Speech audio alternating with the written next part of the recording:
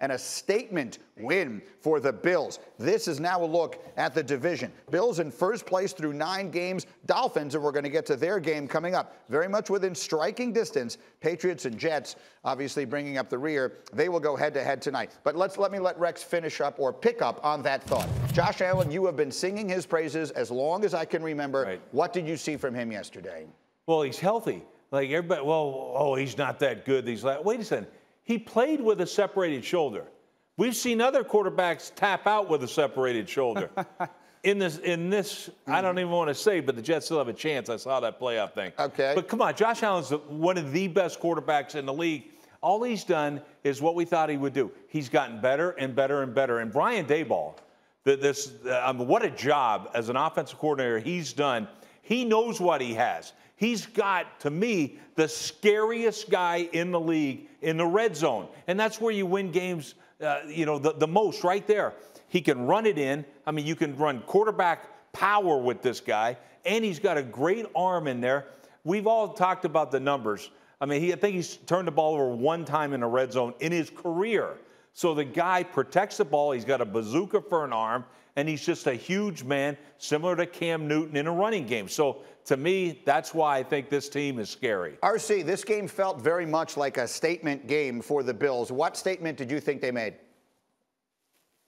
As a team, no statement. This is a good football team. You expect them to play this way. Josh Allen, a huge statement. Josh Allen showed up. Josh Allen was standing across from the person that was the presumptive MVP, at least this far throughout the season, and he was big time. He was better. He made more plays. He protected the ball. He was more clutch. He was smarter in situational football moments than Russell Wilson, and that's not necessarily something you come into this game expecting. Listen, if you watch Josh Allen play against the Tennessee Titans, you go, oh, that's just, one bump in the road. It's not a big deal. He's playing at an MVP level. And then you see the Kansas City Chiefs game and you go, okay, this kind of starting to look a little bit like old Josh Allen. And then you go into the next week against New England and they win, but he's still not great. You go up against a very bad defense and you treat them like you should. You slap them around and you abuse them like really good quarterbacks should. And that's what we needed to see from Josh Allen.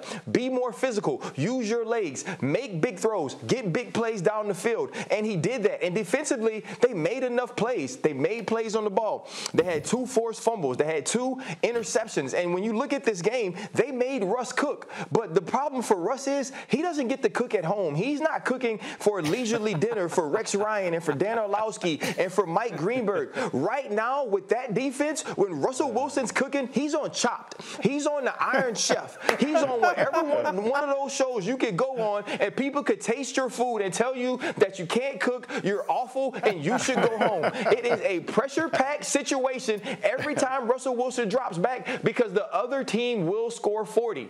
And so for me, the Buffalo Bills did what they had to do, but this was about Josh Allen getting back on track, and I agree with what Rex said. You have the best red zone quarterback in the league, and he showed it yesterday.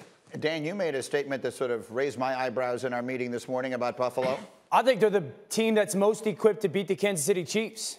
3 reasons why. 1, to beat the Chiefs, you have to be explosive on offense. You just have to create big explosive plays. You know who's number 1 in the NFL in explosive plays on offense? The Kansas City Chiefs. You know who's number 2? Buffalo Bills. The second reason would be this. You have to have a quarterback that can go above X's and O's. You're going to get good play calls from a lot of different teams. You better go above X's and O's because sometimes the defense is going to make a good play, a big play. Can you kind of create on your own? And then the third thing would be this. They got a really good coaching staff. Yep. Brian Daboll looked at that game and said, you know what, Seattle's pass defense, not very good. We're going to throw the ball a bunch.